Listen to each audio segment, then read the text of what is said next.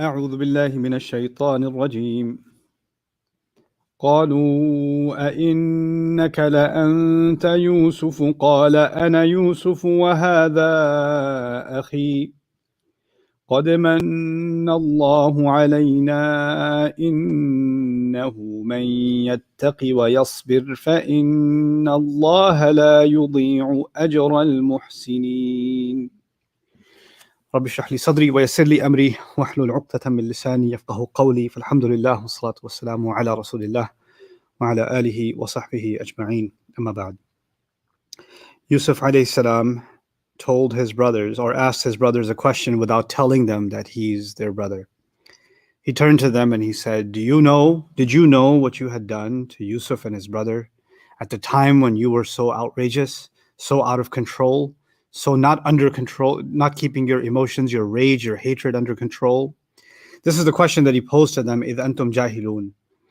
Now, I want you to imagine what's going on in their head. How are they processing this statement? So, wait, how do you know who Yusuf is again? This is what's going on in their head. How does he know that name? And how do you know that we did anything? Our dad didn't even find out what we did. How do you know what we did? And how do you know what we've done to his brother all along? And how do you know the state we were in when we were doing that to Yusuf? We didn't quietly kill him or quietly do something with him. We acted jahil towards him. We were, aggressive towards him, and then we tossed him in a well. How do you know that we were acting in this way and we had these comments and these sentiments? There was no other witness. Nobody else. Wait, hold on a second. He was so interested in having us come and explain ourselves and tell us all about the family. He was so generous to us, overwhelmingly generous, doubled up our load without even telling us and returned our money. He was so interested in seeing Binyamin. Now pieces are starting to get put together. And, they have these things in, they have these optical illusions. So you'll look at an image and it'll be a bunch of squares, right? And they'll say, find the circle. And you're like, there's no circles here, it's just squares. And you have to look at it a certain way. And inside the pattern, you'll discover there's two ways of looking at it. It's an optical illusion. So at first glance, you saw squares, and another, your eyes focus on something else, and all of a sudden you see a circle, right?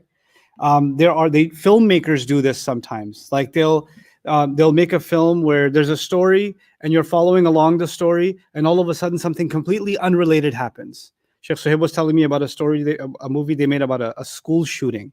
Some kid who went about on a rampage, shooting people in his school. And the whole movie was just about a boy and a girl or some other story. And all of a sudden, randomly, this is happening. And then you find out, if you go back in the movie, there's the main scene, like the camera captures the characters talking.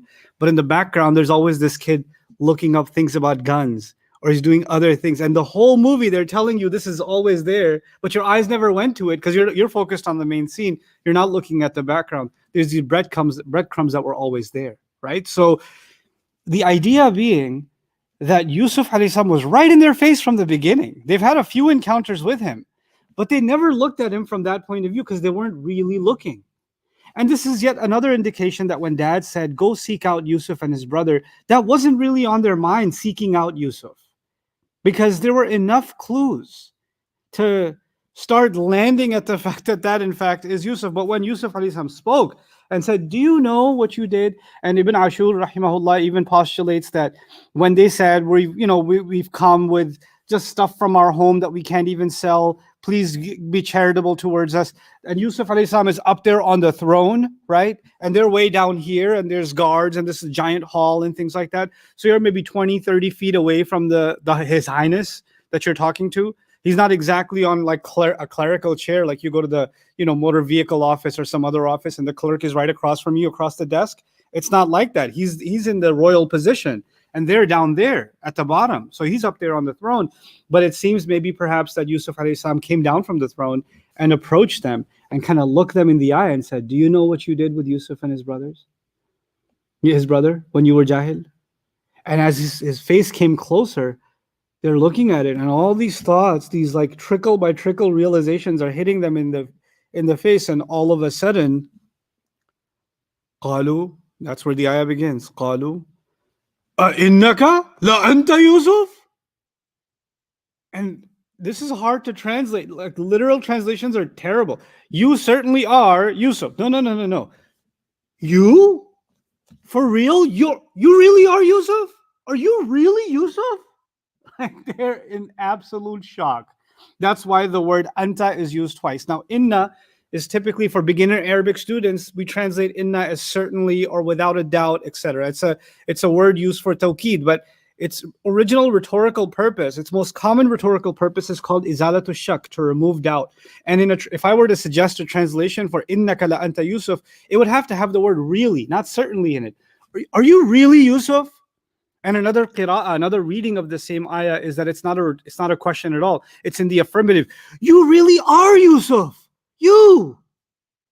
That's how they put this. And there's the emphatic inna, which I'm translating as really, and then the lam, which is yet another really. It's another job. Oh my God. Seriously? You? And the yous are twice, the seriously and the really is twice. And then they say the word Yusuf. And the shock has hit them. Now, Mufassirun tried to, scholars of Quran tried to analyze, well, how did they come to the realization that this is Yusuf, right? And what I started today with is when Yusuf alayhi salam basically gave them the ultimate breadcrumb by saying, do you know what you did with Yusuf and his brother? Well, nobody knew what they did except for the only witnesses around were Yusuf and the brothers. So if all of us are here and none of us snitched, that the only possibility left is Yusuf, right? It's going to take a little bit of slow turning of the wheels to process, but it's almost, Sheikh Suhaib said this jokingly, and I told him I won't say this in the lecture, but I can't help myself. Can you imagine how awkward it would have been if they didn't believe him? Like if he said, I am Yusuf, and they were like, yeah, that's good one, King. That's pretty good. Woo, that would have been awkward. My God. Can you even imagine if but the shock has now hit them. That is it. They haven't confirmed this. They can't believe what they're seeing. So they're posing it actually as a question. And even if it is a statement, you really are Yusuf. It's kind of like, you're Yusuf, right? Are you? And that's the question that's been posed now. The scholars tried to answer this question differently. I tried to answer this question as it started dawning on them when he posed this question to them, and that made them realize, the train of thought made them realize, oh my God, it's our brother, the one we threw in the well. They have other explanations that are not exactly taken from the text, but they're found classically. One is when he smiled, his smile gave him away. They recognized his smile. I have a couple of problems with that, as not necessarily that I reject it, but I find it less convincing because this is not a situation where he's smiling. That's number one. Number two, I don't think that around him, he had much reason to smile when he was with them. So I don't know if they recognize his smile so much. So that makes me less convinced of that. And then the others is that they say he took his crown off and he had a birthmark on his forehead, and they recognize the birthmark on the forehead, which is, again, possible, but I don't see that there's a reason to explain it this way when the text is giving you enough reasons to understand that it dawned on them when he posed that question. That question made it all too obvious that he, in fact, is Yusuf alayhi salam. Now, as he is going to respond, Qala, Ana Yusuf, I am Yusuf. Wa hadha akhi, and this is my brother. Well, who's he referring to? This is my brother? Binyamin. But now the first thing, Ana Yusuf, I am confirming that I am Yusuf. Right? I am Yusuf. You should think what happens, what is the effect, not only on the speaker, but what is the effect on the listener? The audience may be in shock. But moreover, the last encounter they had with this same man, they called him a thief. These same people that came begging to him said, that brother of ours used to have a brother that was a thief too. Remember? فَقَدْ كَانَ لَهُ أَخٌ لَهُ سَرَقَ مِنْ قَبْلِ. Right? So he had a brother that he had that used to steal before him. And who was that brother? Yusuf. Asarraha Yusufu fi nafsi. Yusuf swallowed it at the time. He swallowed the response. You know who you're talking about? Do you know who you just called a thief? Wait, tell me more about this thief. Imagine he didn't open it up. He didn't let them go. When they said, oh, he had a brother that was a thief too, he stole too. And he said to them, tell me more about this thief, brother of yours. What happened to him? I'd like to know. I hate thieves. He could have played him like that, right?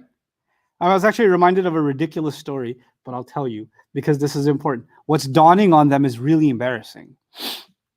When I was in high school in 1875, I used to work in New York in a small neighborhood called Junction Boulevard. It was predominantly, I don't know how it is now, but it was predominantly a Puerto Rican and Dominican neighborhood. And I used to take Spanish in high school. I was pretty good at Spanish. And I used to work in a Spanish neighborhood where I had to speak Spanish 8 hours a day.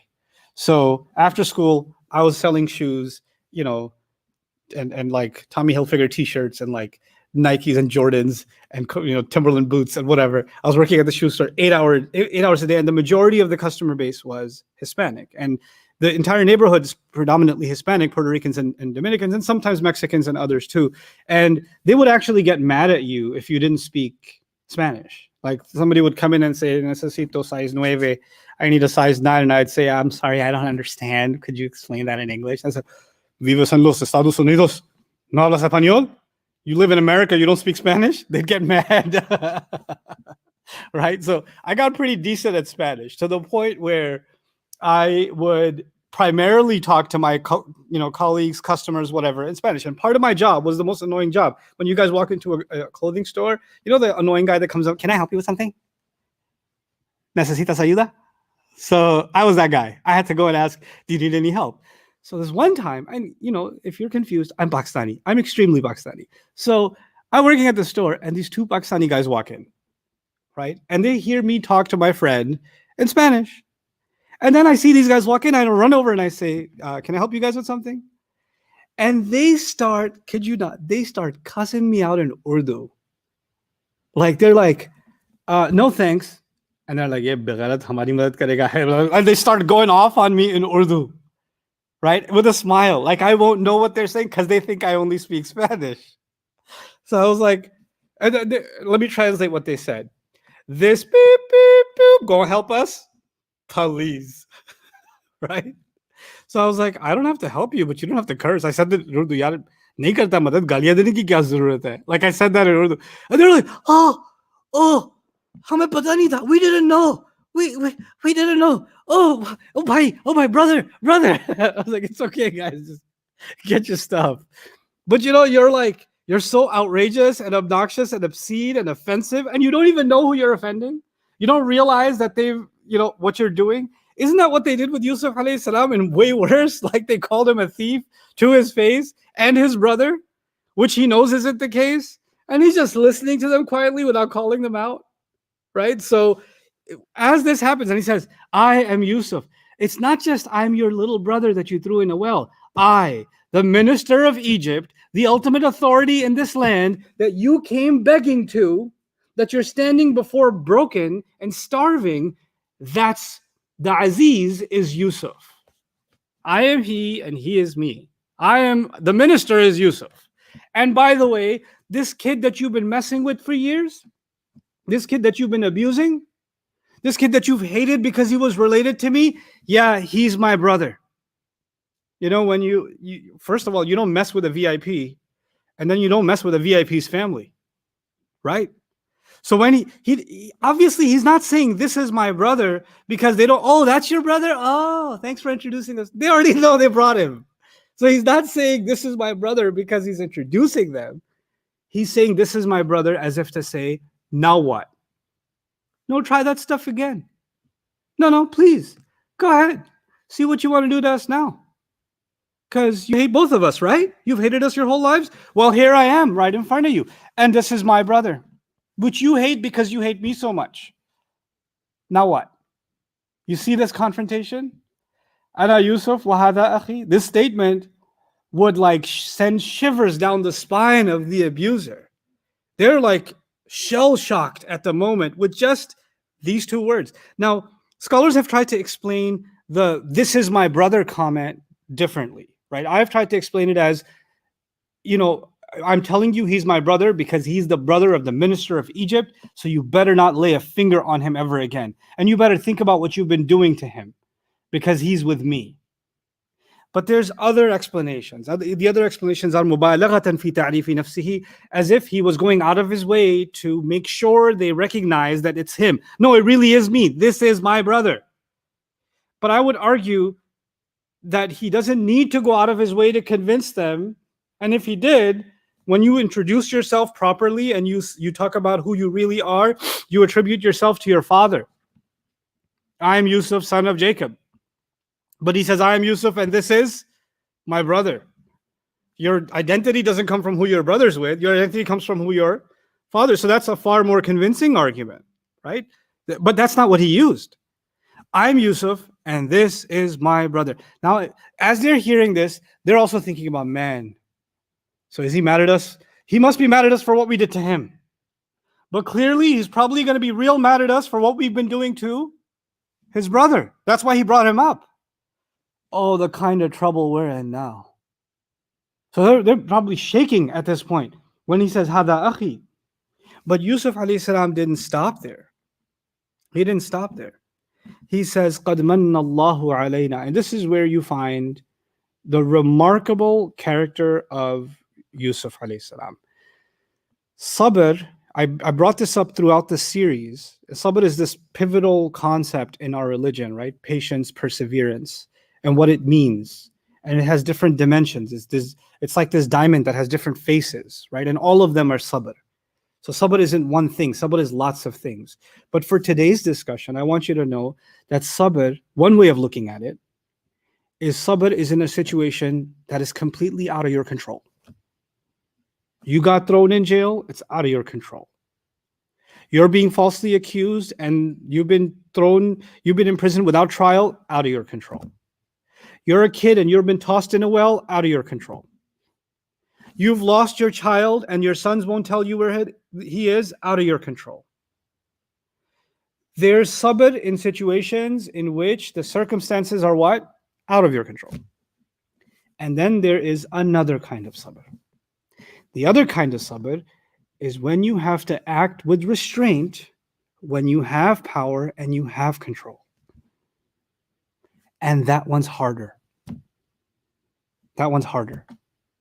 When you have the power to take revenge, when you have the power to say what you want, do what you want, and nobody's going to check you.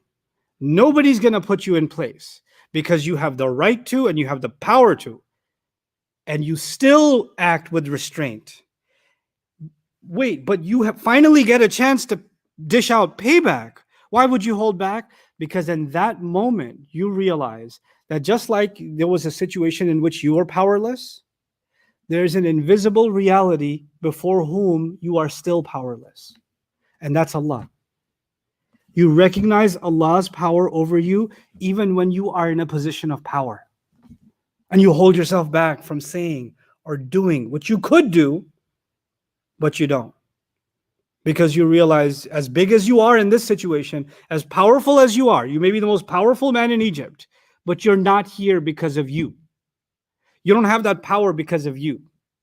That's also sabr. Putting a check on your tongue, on your hands, on your ability, because despite having the power to do so. And what does Allah say about that kind of power? He describes in the Quran sabr on different occasions. But there's this phrase in the Quran about sabr, right?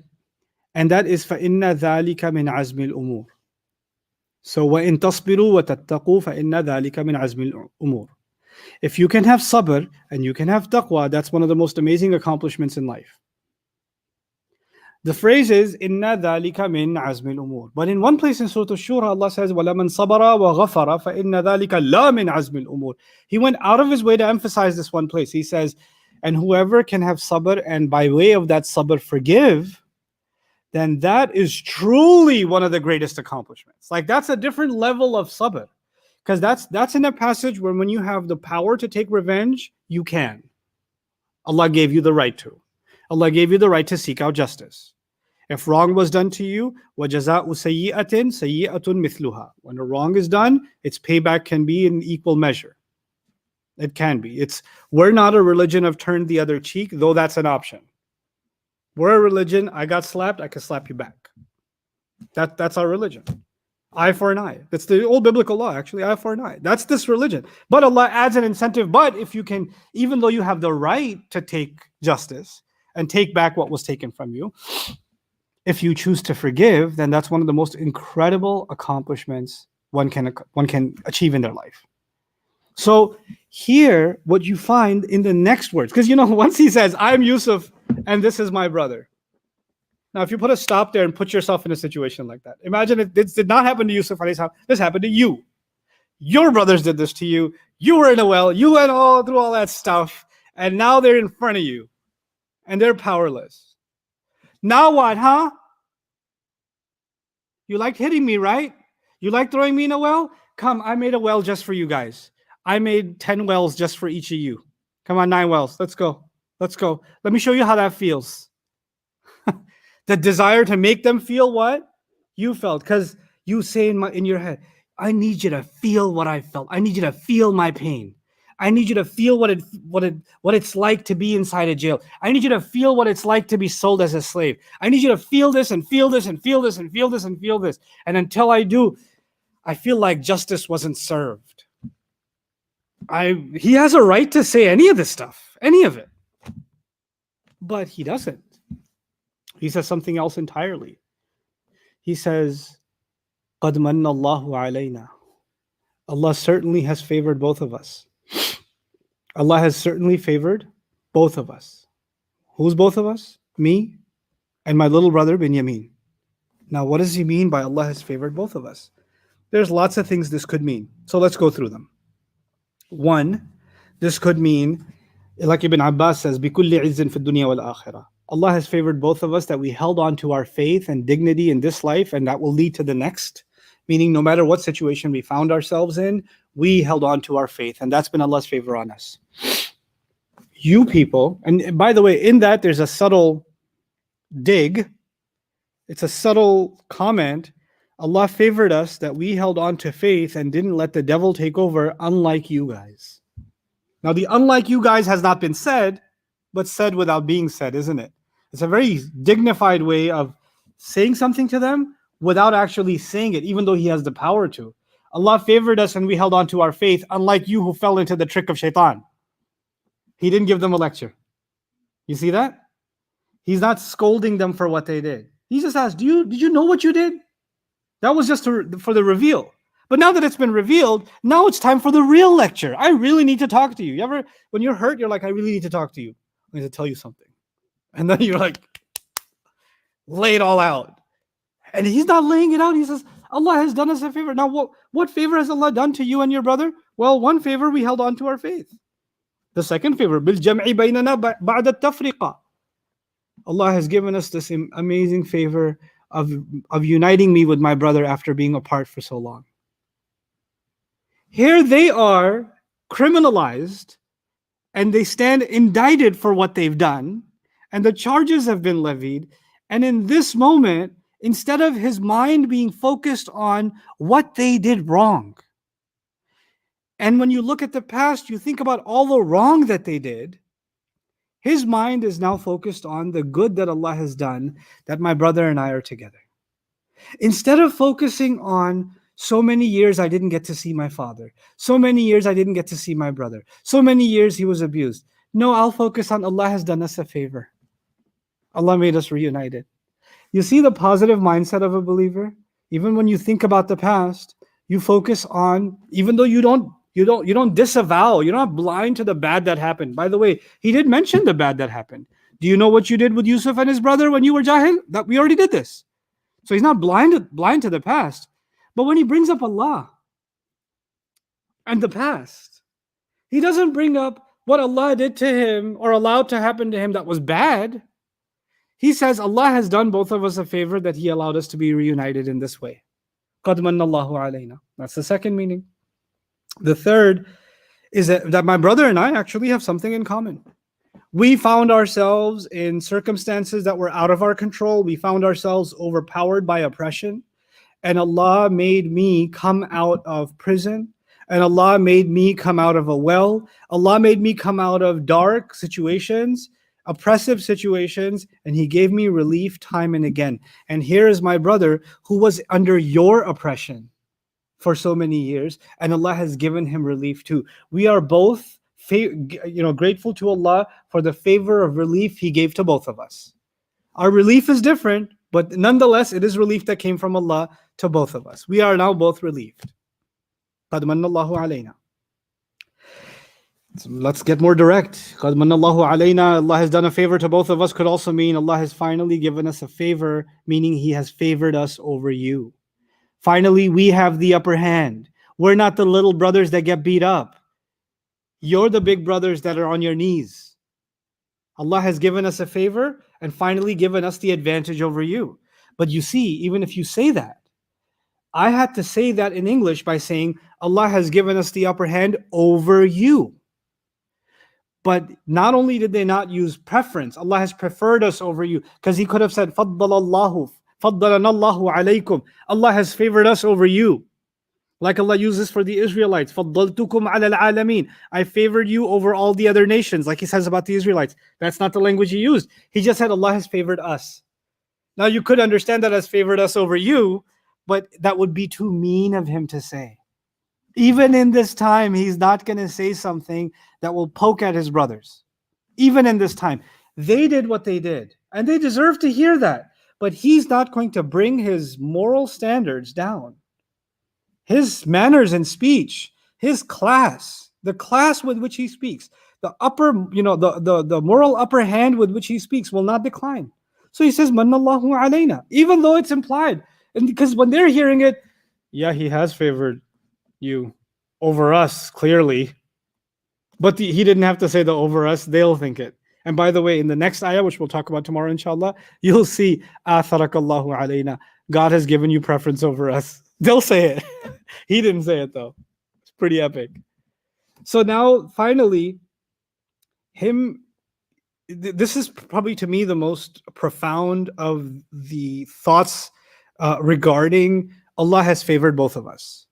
Let's take a step back and understand the social circumstances and the worldly circumstances of Yusuf compared with his younger brother, Binyamin.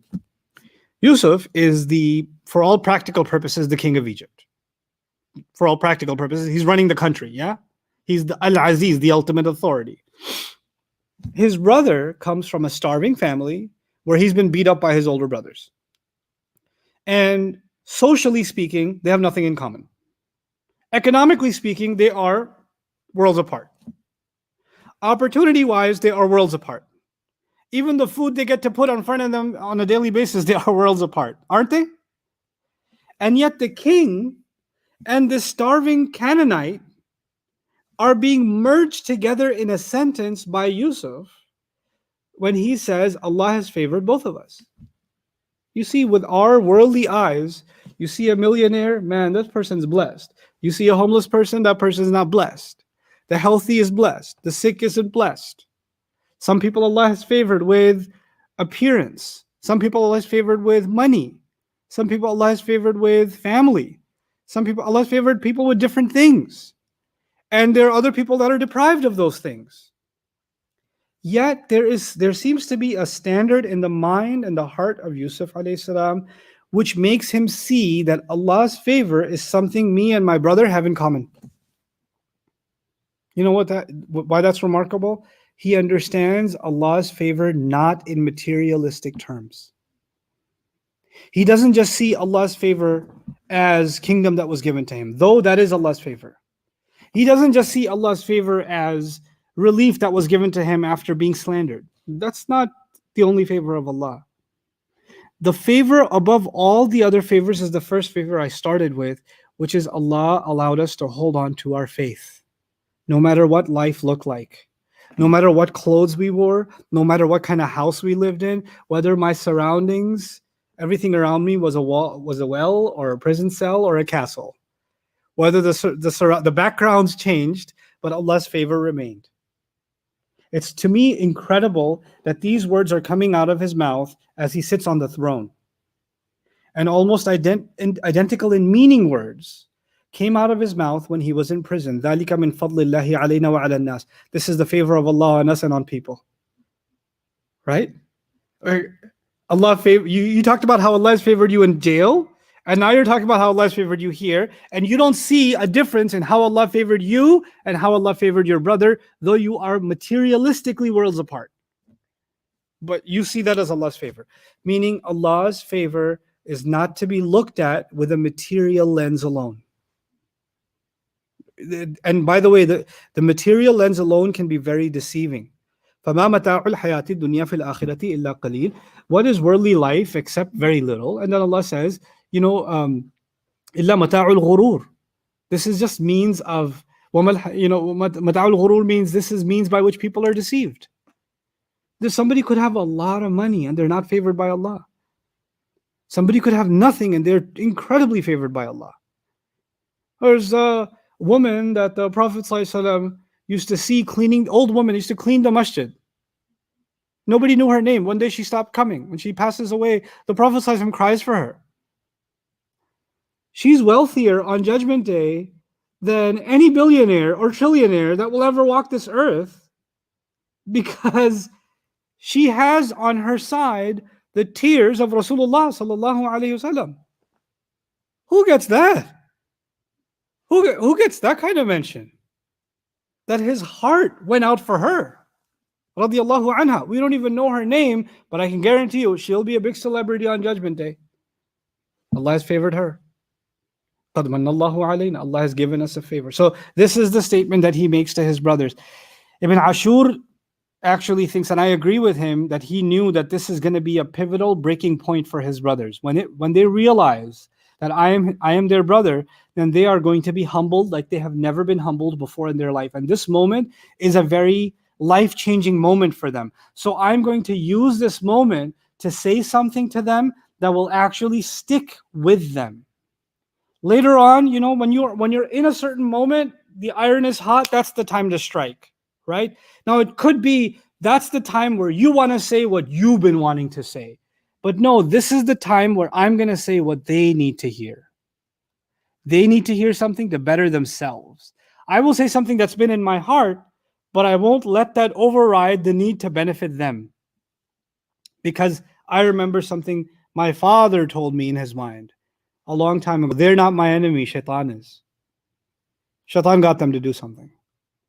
And I'm going to recognize that, and I'm going to try to get them out of the wool that Shaitan has pulled over their eyes. I want to remove that veil for them. So the way he speaks now after قَدْ مَنَّ اللَّهُ عَلَيْنَا, he says, إِنَّهُ مَنْ يَتَّقِ وَيَصْبِرْ فَإِنَّ اللَّهَ لَا يُضِيعُ أَجْرَ الْمُحْسِنِينَ. Certainly the person who can have taqwa, who can be mindful and protective of Allah, وَيَصْبِرْ, and persevere, then certainly Allah does not waste the reward of those who do their very best, those who excel. This is the statement that he makes. It's a very loaded statement. Let's take this piece by piece.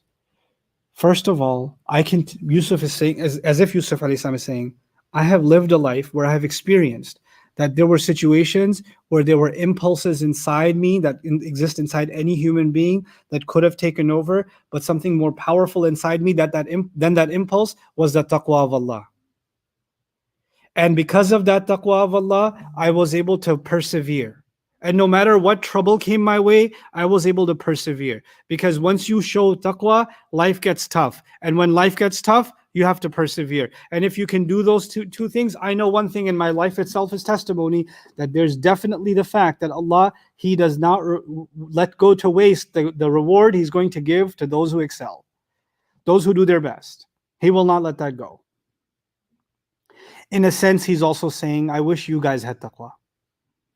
I wish when you had these thoughts about my dad and how lost he is, even though you know he's a prophet, I wish you thought about how when you thought that dad is unfair, that he loves me more and I was just a child.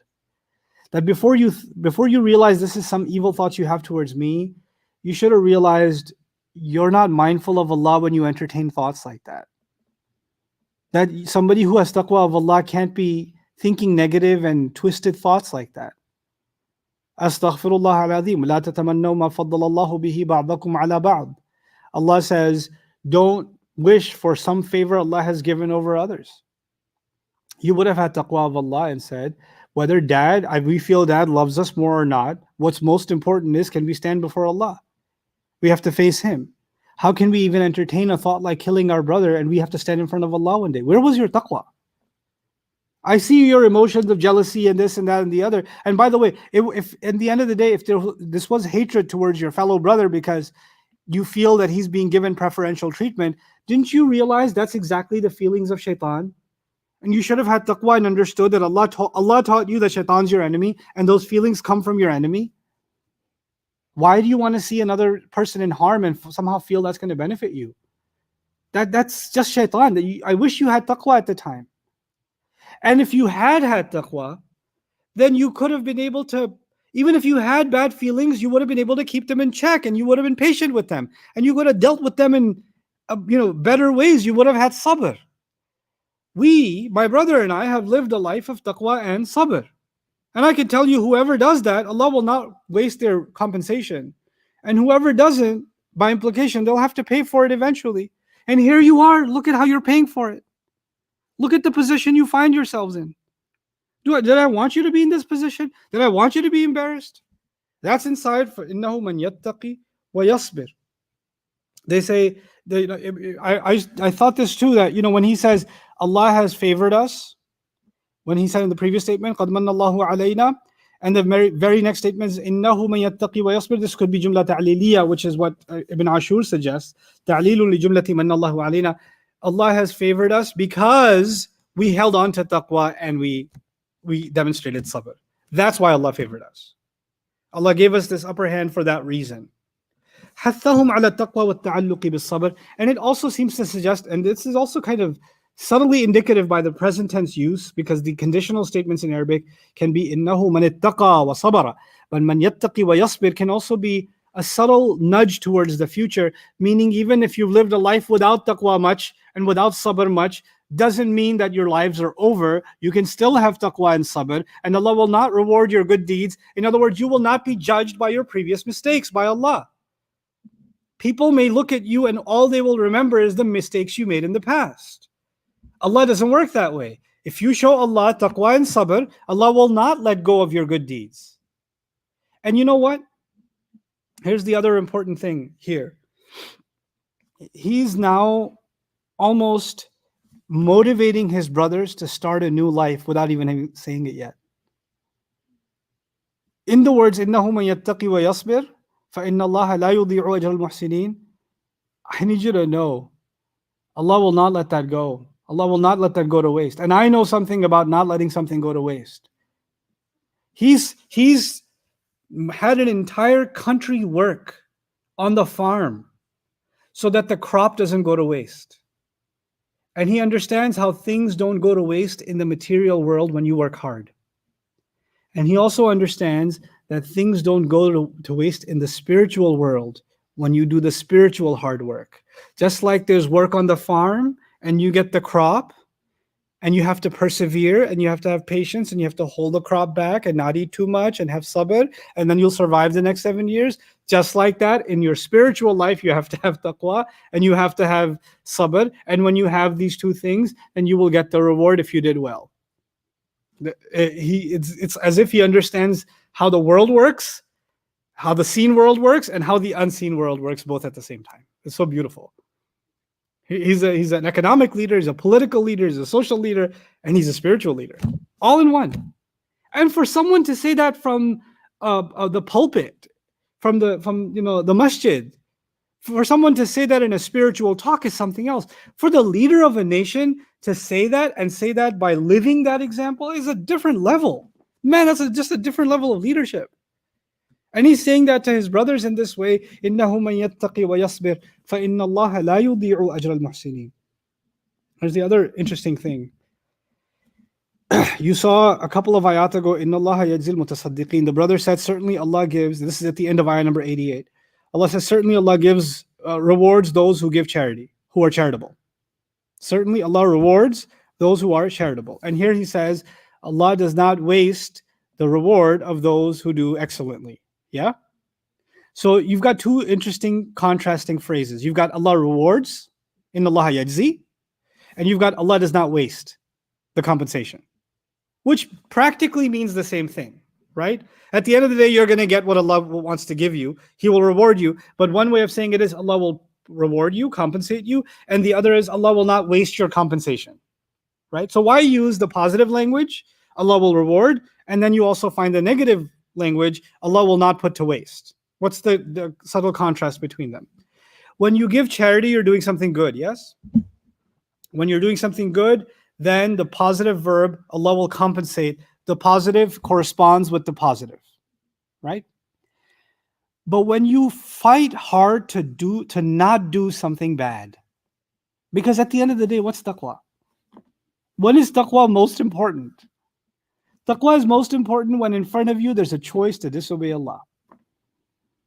There's a magnetic pull towards the wrong thing. Speech, action, you name it. Whatever the cause may be, whatever the appetite may be, it's calling you away from obeying Allah, and that is when this force of taqwa stops you. It prevents you from going and fulfilling what you wanted otherwise. That's what taqwa does. Actually, I'll explain another way of looking at taqwa and sabr today too. Think of it this way. There are evil tendencies inside us. Allah put explosive fuel inside a human being. فَأَلْهَمَهَا فُجُورَهَا وَتَقْوَاهَا. He put it inside us. Now that stuff inside us, these impulses, these urges, these desires, these greeds, they want to let out. They want to do what they want to do. And taqwa will be the force that will control you from letting that loose. It will put that in check. That's what taqwa does. So these things are a force, and taqwa is a greater force. It suppresses or controls these forces so they can only be released in ways that please Allah. It's like floodwaters that want to destroy a city, and taqwa comes and puts gates and says, no, water can only go from this channel and this channel and this channel. When you let it go from the proper channels, farms will be irrigated, people will have water to drink, the city will be replenished. If you open up the gates or you destroy the gates, the city gets flooded. And that's basically our soul. When you allow those desires to come out from the halal avenues, then your life will be replenished with blessings. When you don't exhibit taqwa and you let loose, it'll destroy you from the inside. It's a flood on the inside, it wrecks you from the inside. That's basically the philosophy of taqwa. Okay? So what I'm getting at, let's get to the point. Taqwa is restraint over the tendencies that are inside you, yes? Sabr is what? Sabr is restraint over situations outside of you. Sabr is what people said to you, you need sabr. The things that happen to you, you need sabr. The circumstances need sabr.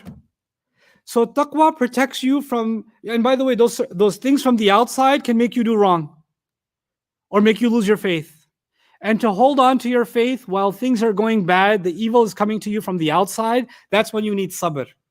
And when your inside is calling you to do something wrong and you put that down, that's what? Taqwa. If you can't win the battle inside, you cannot win the battle outside. You get it? So, what is the sequence? Whoever has taqwa and whoever has sabr. Whoever wins the battle on the inside with taqwa, and whoever can win the battle on the outside with what? Sabr. These are the two battles, aren't they? The inside battle and the outside battle. Just like Surah Al-Falaq and Surah Al-Nas. It's the same thing. So that's yet another way of looking at taqwa and sabr. Now, why is that important? Because in this phrase, Yusuf alayhi salam has given us a statement that is not just limited to this story. It is a universal axiom. Some younger audiences, they don't know what an axiom is, so let me put that in simple words. Like there are certain rules like gravity, the rule of gravity, the law of gravity, right? And it always applies so long as you're on planet Earth, it applies a certain way, right? Or acceleration due to gravity is 9.8 something meters per second square, etc. Those are rules. Or fire burns is a law, natural law. Just like that, there are spiritual laws.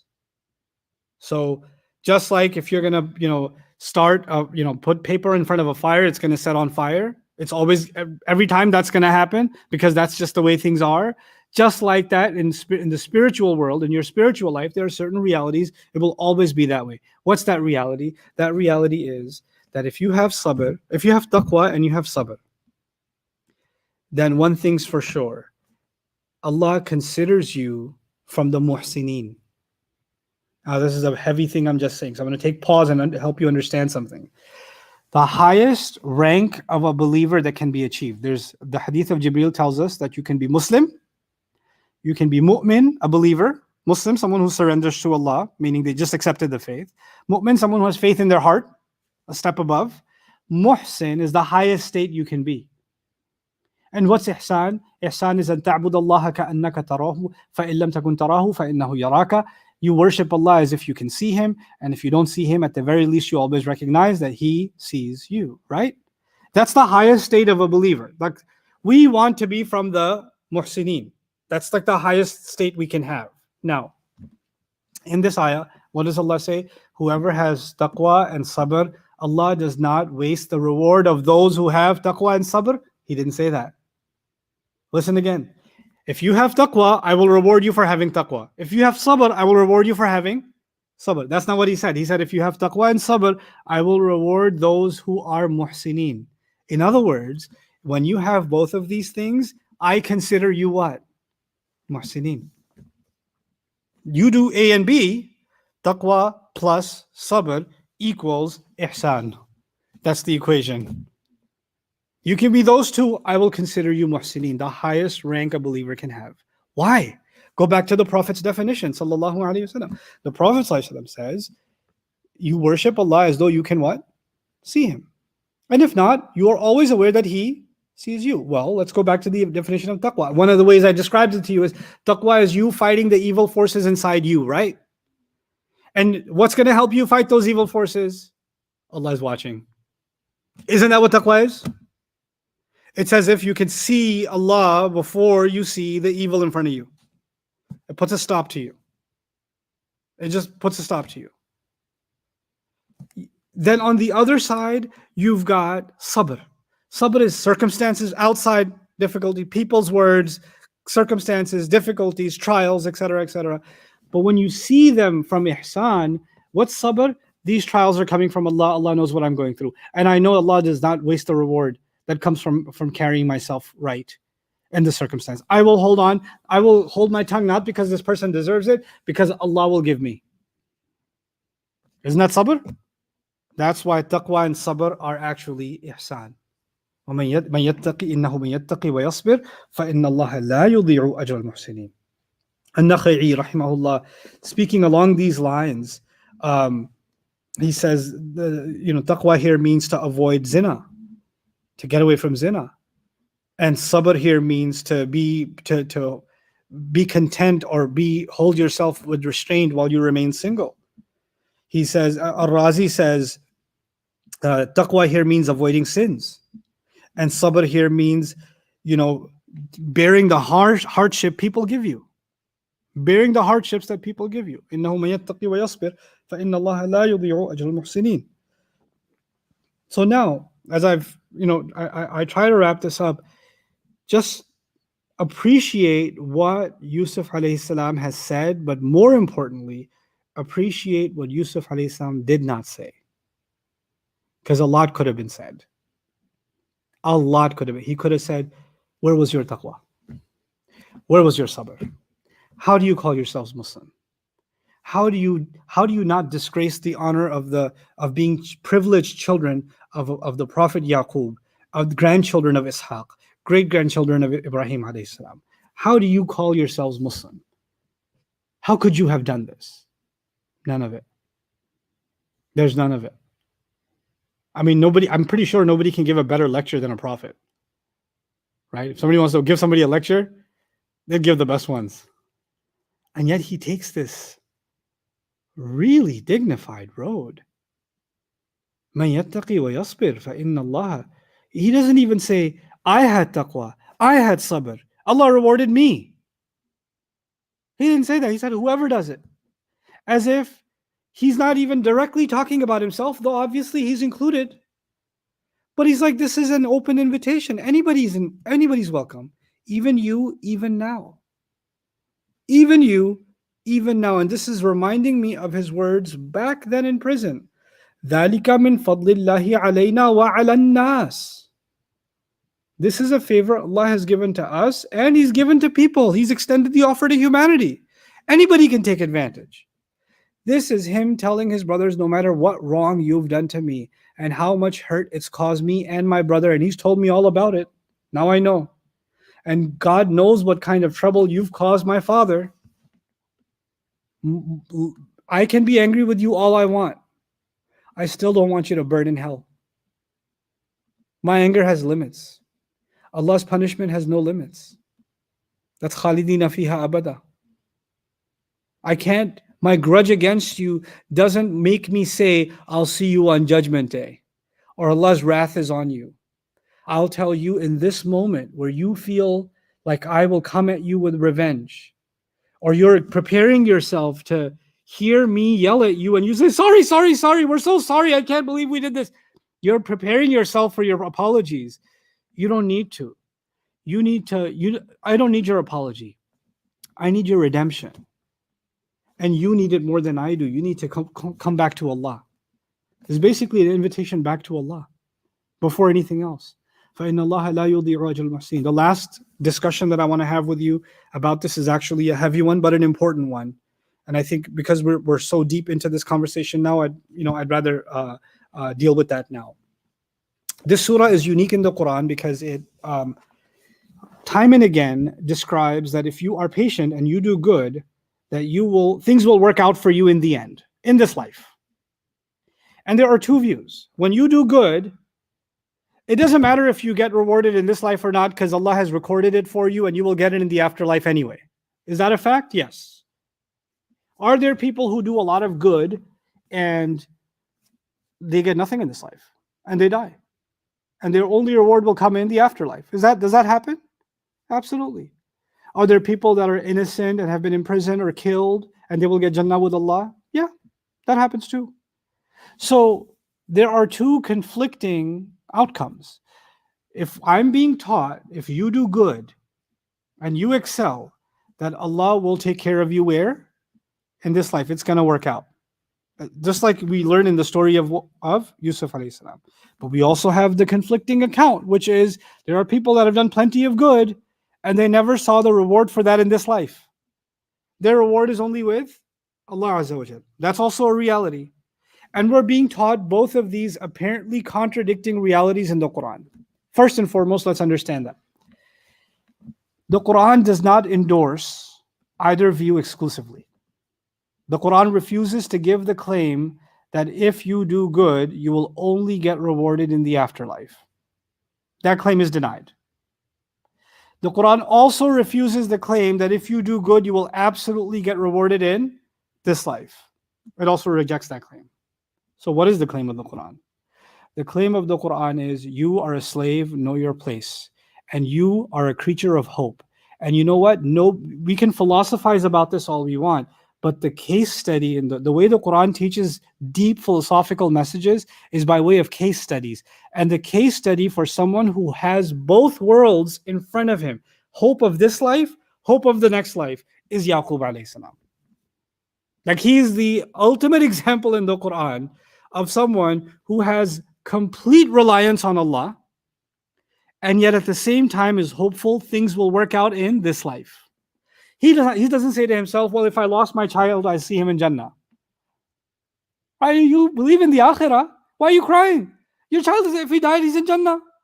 And if he's going through trials, Allah is going to reward him. It's no big deal.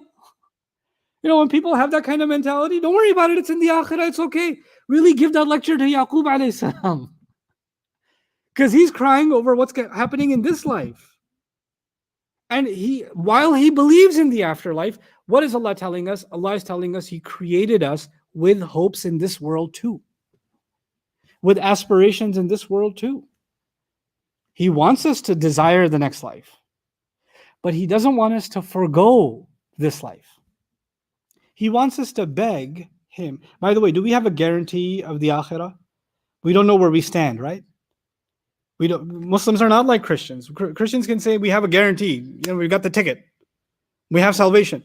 Muslims will never say, I don't know about you, but I got salvation. I'm good. On Judgment Day, I'm going to be in the VIP section. That's not Muslims. We beg Allah to not include us among al-maghdub alayhim and ad-dallin in every single salah, because we are in danger of being one of those two every few hours and in between. There's a reason we ask for that in the Fatiha, because our guidance is not guaranteed, our salvation is not guaranteed. That is only by the mercy and wisdom of Allah Azza wa Jal and His forgiveness granted on us. I would argue, just like we have no guarantees, we don't know what's going to happen to us in the afterlife. But are we always hopeful? Are we supposed to be hopeful while being fearful? Yeah.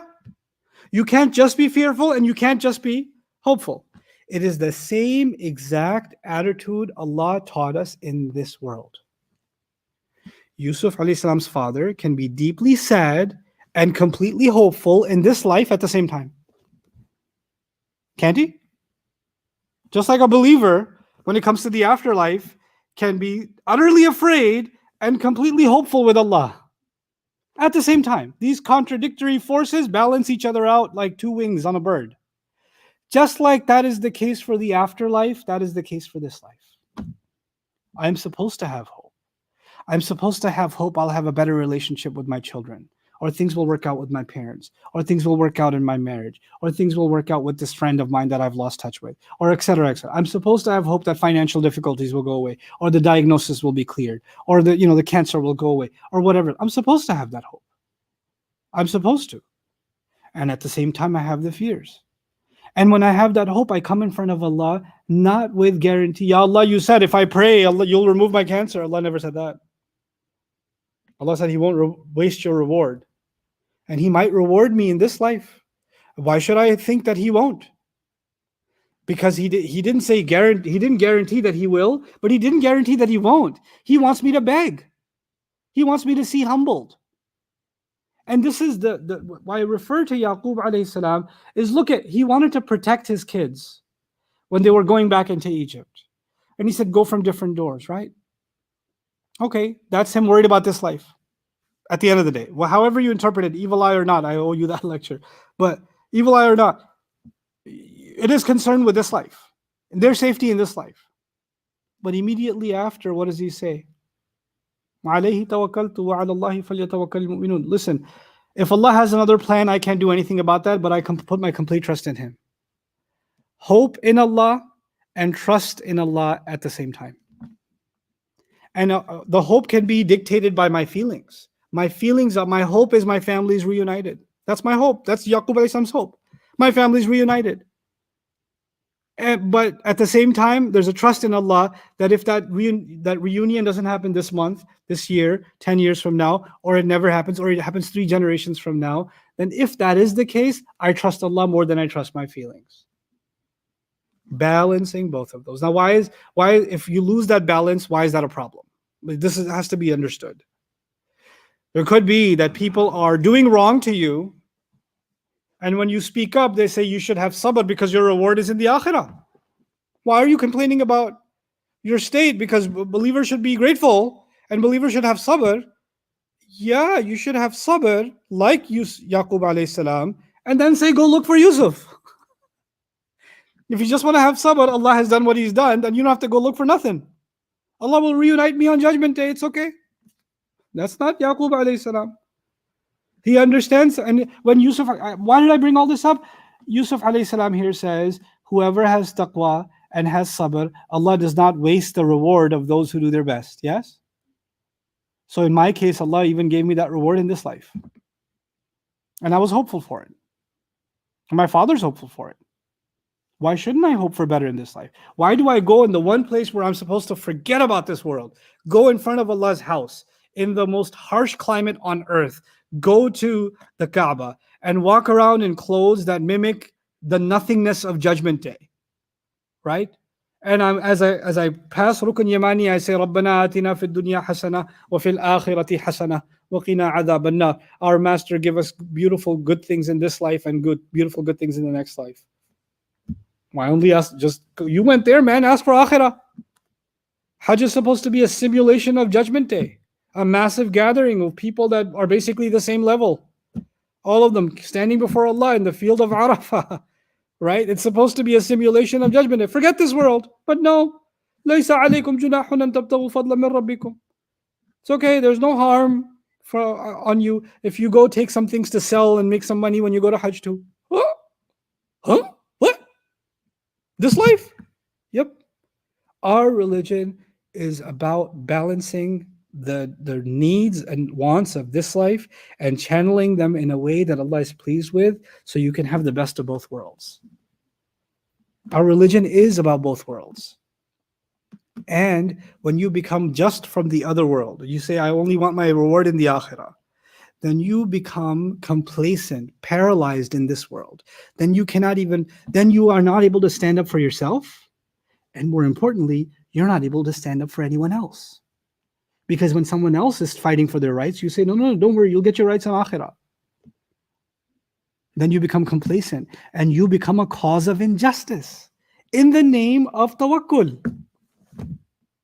That's not this religion. And on the flip side, when you say, I want all of my rewards here, I asked Allah to give me 100 on my math exam, and here I am getting an F. How did this happen? I made so much dua. Yeah, you made tahajjud and you made dua, but you didn't study for your test. Maybe you should have been doing that more and tahajjud a little less, because that's how that works. Angel's not going to come in and fill in your multiple choice questions, bro. That's not how that works. But when you don't get things working out for you in this life, then you start blaming Allah and saying, well, what's the point? Allah is not rewarding me in this life. Those are the two extremes. One losing faith and the other losing sight of they have a purpose in this life too. They have things to accomplish in this life too. And we carry both with us. Just like we do for the akhirah, just like we do in this dunya. That's the balance that the believer has to strike. And that's the balance that's been beautifully struck in this surah. Described in this surah. This surah has told us, people could think that you're crazy, that things are going to work out. Have hope. No, you're not crazy. You're supposed to have hope. And you're supposed to work towards it. Whatever means you can. Relentless, fanatical hope. Be like psychotic in the hope you have in Allah. No problem. Be unreasonable in the hope you have in Allah, that Allah will make things come to light. Allah will make things happen for you. Don't let the worldly limitations define your optimism. That's part of this surah. How could it be this humanly impossible to imagine a kid thrown in a well will run Egypt? A foreigner thrown in a well will run Egypt. This is like beyond fathom. And some kid who's a slave and some guy in a jail cell is going to run this country. If somebody in a jail says, I'm going to run this country one day. yeah, Mr. President. Just hold on. Allah's plan is beyond human fathom. We cannot contain it in our imagination and in our calculations.